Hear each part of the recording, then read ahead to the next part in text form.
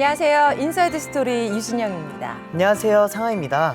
인사이드 스토리를 진행하면서 다양한 산업 현장의 이야기를 접하게 되는데요. 혹시 상하 씨는 마이스 산업이라고 혹시 들어봤나요? 마이스 산업, 들어봤죠.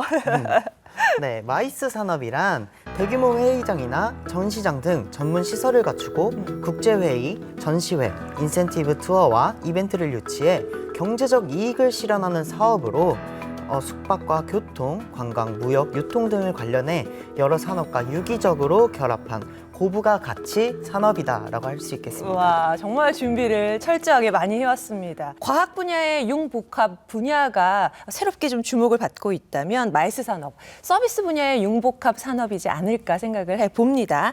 글로벌 시대에 새롭게 떠오르는 마이스 분야에서 활발하게 활동하면서 성과를 거두고 있는 분이 계셔서 오늘 인사이드 스토리에서 모셔봤는데요. 어떤 분일지 상하 씨 소개 부탁해요. 역경을 뒤집으면 경력이 되죠. 이처럼 생각을 뒤집어 혁신을 만드는 오늘의 주인공. 1987년 행정고시 합격, 경기도 공무원을 재직하며 뛰어난 기획 능력과 균형 잡힌 업무 추진력으로 공무원들의 롤모델이 되었는데요. 이후 행정안전부, 대통령실 재난안전비서관 등 굵직굵직한 직책을 맡은 행정의 달인 이재율 킨텍스 대표. 국내 최초 해외 시장 진출, 해외 대규모 박람회장의 경영을 맡으며 국내 기업의 해외 진출 교두보를 마련하기도 했는데요. 기존의 틀을 벗어나 생각을 뒤집어 상상 그 이상의 킨텍스를 만든 이재율 대표의 스토리, 지금 시작합니다. 네, 킨텍스 전시 컨벤션 센터 대표 이재율 대표님 모셨습니다. 어서 오십시오. 네, 안녕하십니까. 안녕하세요. 많은 분들이 킨텍스 우리가 많이 가보던 킨텍스의 대표님이시구나라고 반가워하실 것 같습니다. 뭐 대규모 전시회, 박람회들 통해서 이제 수도권에 계신 분들이라면 한 번쯤은 가보지 않으셨을까 생각이 드는데 어떤 역할을 하는 곳인지 좀 직접 소개를 해주시죠. 기업이 열심히 또 기술을 개발을 하고 제품을 이제 생산을 하면 어딘가 소개를 해야 되잖아요. 네. 소비자하고 만나야 되잖아요.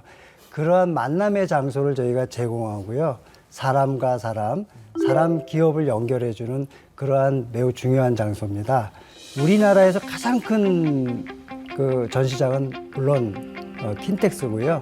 규모는 축구장 한 15개 정도 넓이에요. 전시 면적이. 네.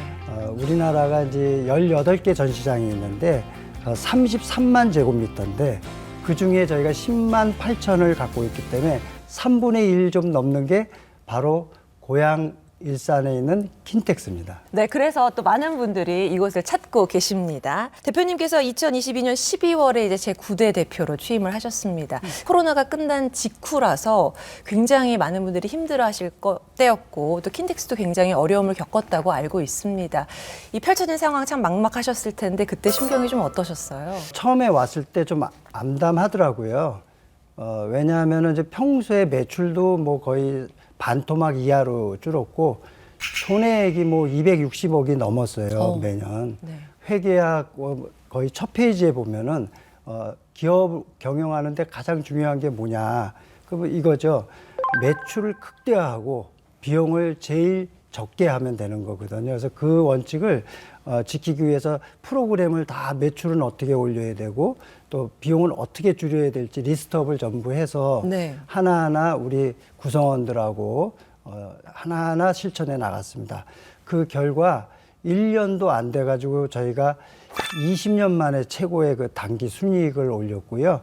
올해는 그거보다 더 갱신을 해서 더 이익이 났어요. 200억이 넘게 날 것 같습니다. 와. 260억 적자에서 200억이 넘는 와. 220억의 흑자로 완전히 돌리게 된 거죠. 와. 근데 흑자 전환을 하기 위해서 많은 노력을 하셨는데요. 그 중에 하나가 해외 시장으로 눈을 돌리신 거예요. 바로 인도 야쇼부비 전시장 운영권을 따서 운영을 하고 계셨는데요.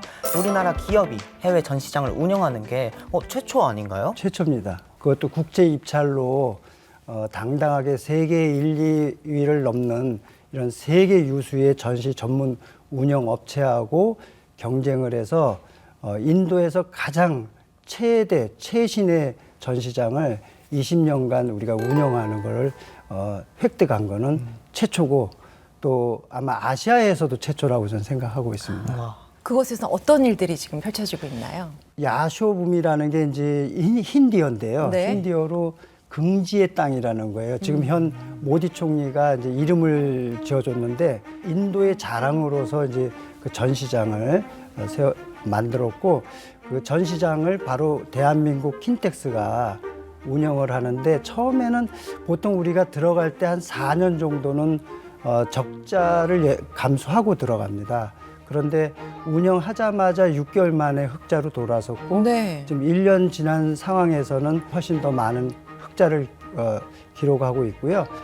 세계적인 전시 주체들이 서로 그 인도 뉴델리 저희 그 야쇼부미 전시장에서 한번 전시 한번 해보려고 저를 좀 만나려고 그러는데 제가 좀 시간이 좀 없어서 저는 못 만나드립니다. 아이고, 네. 얼마나 또 뿌듯한 성과로 이야기를 해주신 거겠어요. 처음에 근데 전문가들은 이 정도로 빨리 회복할 거라고 생각을 못했을 것 같아요. 여러 가지 이유가 있겠죠. 근데 인도 경제 자체가 좋습니다. 오. 인도 경제가 이제 매년 7% 8%의 성장을 기록하고 있고 뭐 아시다시피 인구는 뭐 세계에서 제일 많은 14억 한 5천만 명 정도 1위고요. GDP 규모도 최근에는 5위였지만 4위까지 좀 올라선 것 같고 조만간에 넘버 3가 됩니다. 그래서 그만큼 급성장하다 보니까 이게 많은 상품 거래와 많은 전시 수요가 있는 거예요. 그러다 보니까 저희 전시장이 인기가 예상보다 훨씬 좋아진 거죠. 모두가 걱정했던 대규모 박람회를 성공적으로 이끄셨는데요. 그 외에 자랑할 만한 성과가 또 있으신가요? 주로 이제 그 전시장 운영이라는 게 이제 외부의 전시 주최자들이 들어와서 우리가 임대 사업 위주로 하는 거거든요. 빌려주고 돈을 받는 구조인데 그것만 가지고는 우리 기왕에 이제 진출을 했는데 좀 아쉬움이 있다. 특히 인도 경제가 계속 발전을 하기 때문에 우리나라 기업의 교두보 역할을 해야 되겠다 해서 우리 킨텍스가 좀 기획을 했습니다. 작년 11월에 대한민국 산업 전시회라고 해서 우리가 이제 영어로는 이제 코인덱스로 해서 이제 붙였는데요. 처음에 이거를 기획할 때만 해도 좀 걱정을 했어요.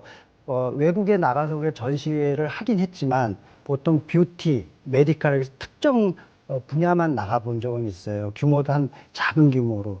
근데 이거를 종합적으로 대한민국 산업 전 분야를 뭐 첨단 산업 포함해서 심지어 후드까지 해가지고 다 나간다는 거는 상당히 모험이었고 우리 내부에서조차도 이거 무리다. 이렇게 1년 만에 이런 종합 전시회를 그것도 250개 기업이 넘는 걸 가서 성공적으로 하기 힘들다는 그런 우려도 있습니다만 결과는 대박이었습니다. 대박. 거기에 인도 현지 바이어만 3,600명이 왔고요.